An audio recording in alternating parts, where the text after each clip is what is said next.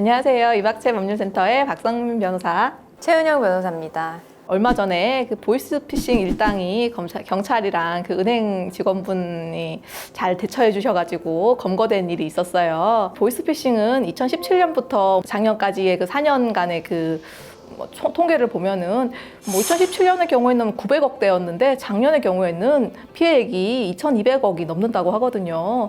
그 피해액을 하루당 서울에서만 6억 이상이 된다고 하고요. 전국적으로는 20억 이상이 되는 엄청난 피해액이 발생하고 있습니다. 이렇게 큰 피해가 발생하고 있는 보이스피싱을 어떤 유형이 있고 어떻게 대처해야 하는지, 어떻게 예방해야 할지를 최 변호사님과 함께 이야기해 보겠습니다.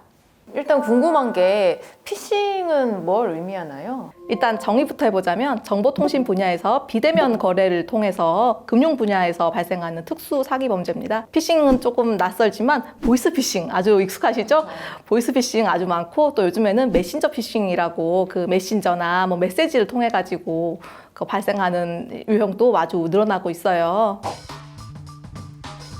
아까 시작하기 전에 이제 박 변호사님으로부터 자료를 좀 받았었는데요. 피싱 사기가 여러 가지 유형이 있더라고요. 그래서 구체적으로 어떤 내용인지 궁금한데 이제 첫 번째로 자녀 납치 및 사고 빙자 편취의 유형이 있더라고요. 이거는 어떤 피싱인가요? 부모님께 자녀분이 납치됐다거나 사고가 발생했다 이런 얘기를 하면서 빨리 급하게 돈을 보내라 이런 식의 그 얘기를 하는 유형인데요. 옛날에 한 10년쯤 전에 제가 대학교에 다닐 때였는데요. 저희 집에도 한번 이런 전화가 왔었어요. 광화문 이렇게 시청 근처에 사람들이 엄청 많이 나올 때였거든요. 그래서 납치범이 저희 집 전화로 전화를 해서 저희 어머님께 지금 저 따님이 광화문에서 크게 다쳤다, 사고가 났다 그러셨대요.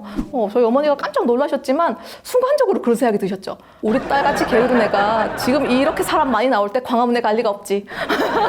그래서 바로 버럭 무슨 말도 안 되는 소리 하냐고 이렇게 야단을 쳐서 끊으셨다고 하는데, 이렇게 사람의 약한 마음을 건드리는 이런 식으로 진행되는 게 보이스피싱의 특징입니다. 두 번째로 메신저 상에서 지인을 사칭해서 송금을 요구하는 유형이 있다고 하는데 이거는 어떤 유형인가요? 타인의 메신저를 해킹해가지고 그 사람 아이디로 들어가면은 왜 연락처 같은 게 있잖아요. 그 중에 친척이나 지인이나 친구한테 자기 1대1 대화나 쪽지를 보내서 나 지금 형사 합의금이 필요하다, 교통사고를 냈다, 이렇게 또 급박하게 사람 마음을 쪼아가면서 이렇게 금전을 요구하는 수법입니다.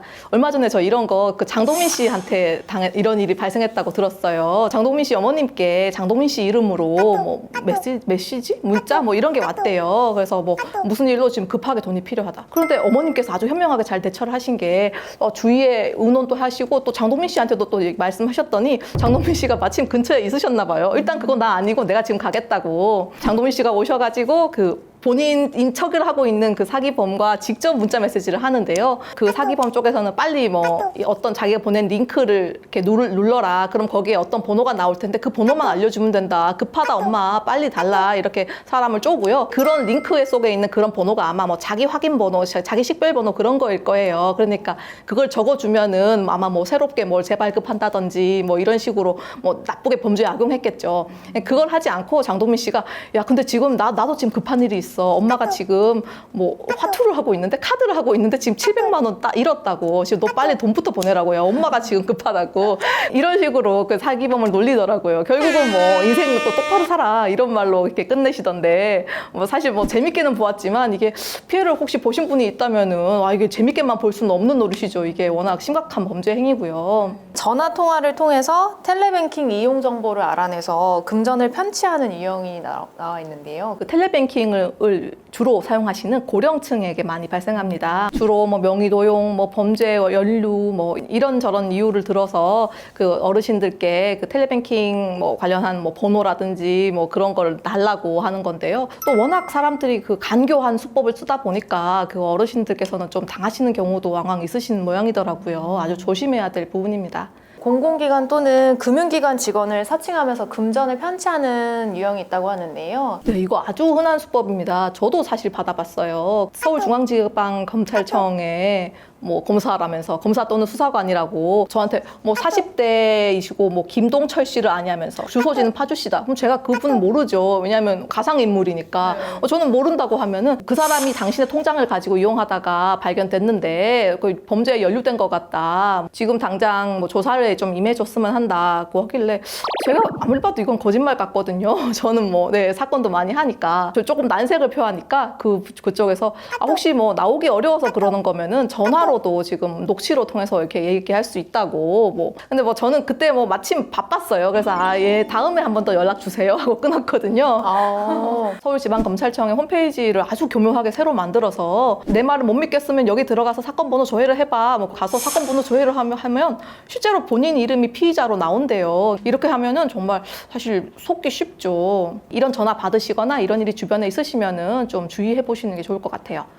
허위 결제 문자를 이용한 피싱은 어떤 유형인가요? 고객님, 주문하신 로봇 청소기가 승인 완료되었습니다. 본인 아닐 경우 소비자 보호센터로 문의해 주세요.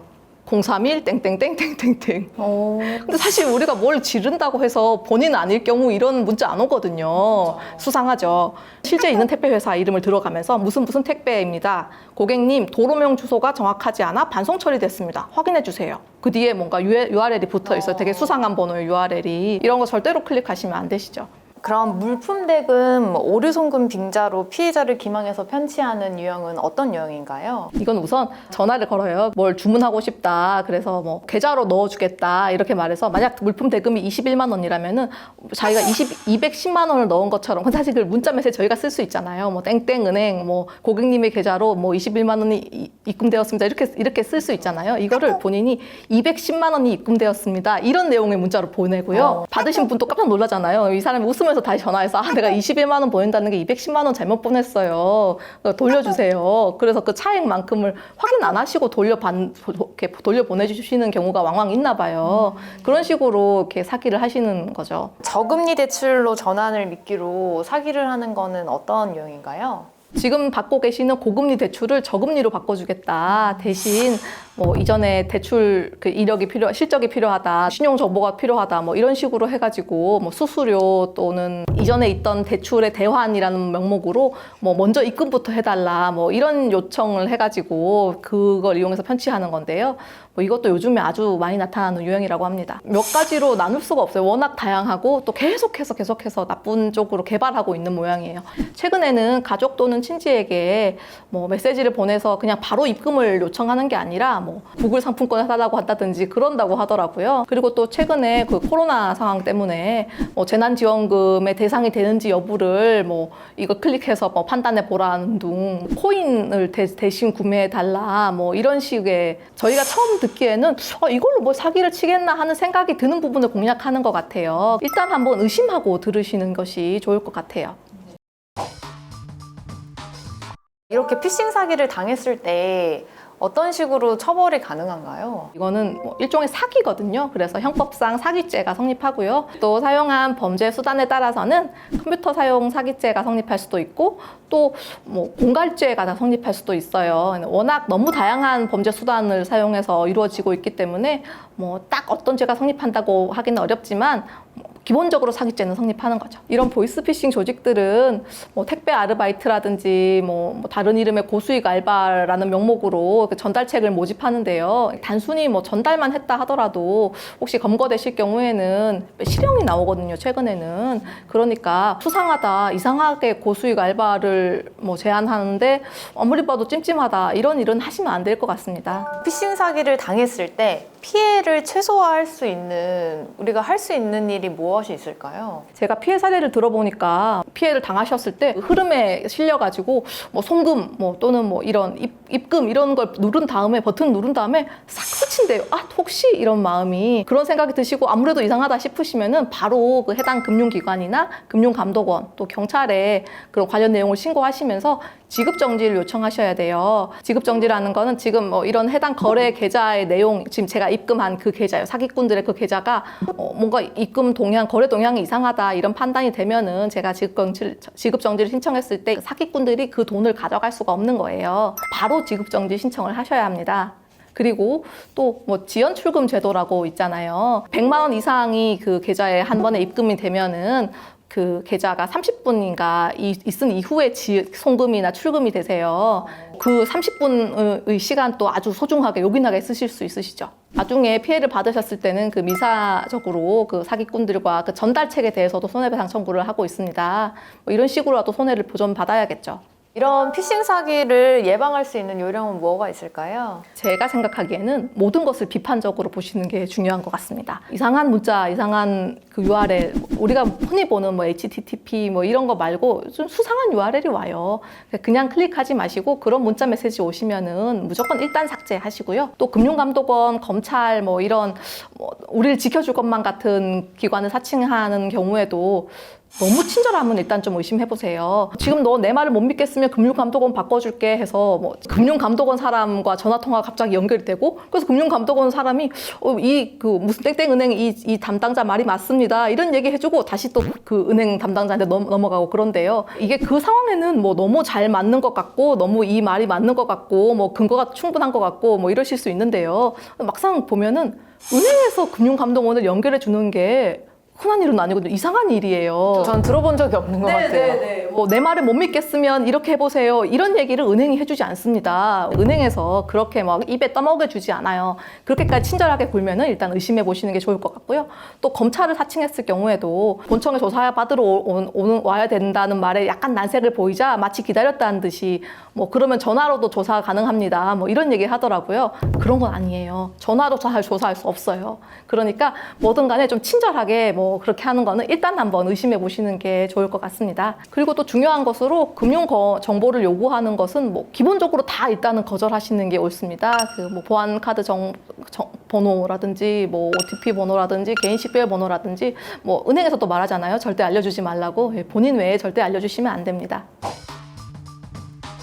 최근에 한 방송사에서 딥페이크 기술을 이용한 피싱 사기 사례에 대해서 실험을 했었다면서요? 기술이 발달하면서 최근에는 딥페이크 기술에 의한 보이스피싱의 우려가 늘어나고 있거든요. 실제로 딥페이크 기술에 의한 보이스피싱이 되는지를 실험하기 위해서 뭐 병원에 누워있는 어떤 환자의 영상과 다른 사람의 얼굴을 합성해서 이 얼굴 주인의 그 부모님한테 보내는 거예요. 얘가 이렇게 병원에 누워있어요. 그러니까 빨리 돈을 입금해 주세요. 뭐 빨리 치료비를 줘야 돼요. 수술에 들어가야 돼요. 뭐 이렇게 세 부모님께 실험했는데 그중에 두 부모님이 보내셨대요. 이거 내 딸인 줄 알고 우리 자녀인 줄 알고. 이 기술이 앞으로 더 발달하면은 얼굴 보여주면서 엄마 나 돈 좀 줘 해도 믿을 수 없는 거죠. 엄청 감쪽 같았나 봐요. 네네. 그럼 오늘 주제에 대해서 정리를 한번 해주시겠어요?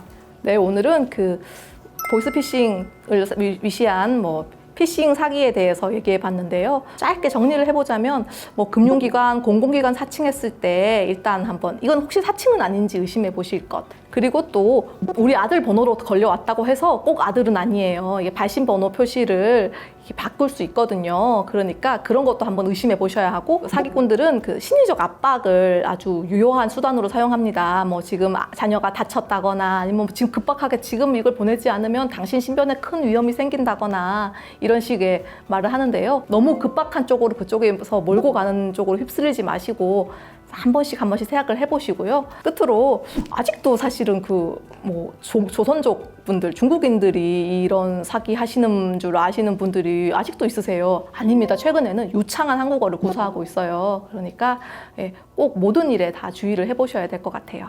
오늘은 최 변호사님과 함께 피싱 사기에 대해서 이야기해 봤습니다. 이런 일이 생기시면은 한 번씩 이렇게 의심해 보시는 게 좋을 것 같습니다. 다음에는 또 다른 콘텐츠로 찾아뵙겠습니다. 감사합니다.